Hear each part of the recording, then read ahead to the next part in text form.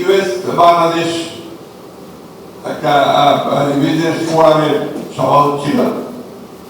সেখানে আমাদের সম্মানিত, সকলের সম্মানিত, বিশ্বের সম্মানিত প্রফেসর ইউনূস যখন কথা বলছিলেন, আমার বারবার করে মনে হচ্ছিল যে আমি এই দেশের স্বাধীনতার ঘোষক শহীদ প্রেসিডেন্ট জিয়াউর রহমানের কথা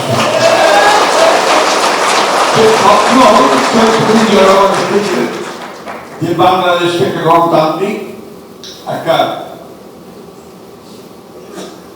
সমৃদ্ধ এবং দুর্নীতিমুক্ত একটি বাংলাদেশে পরিণত করবে।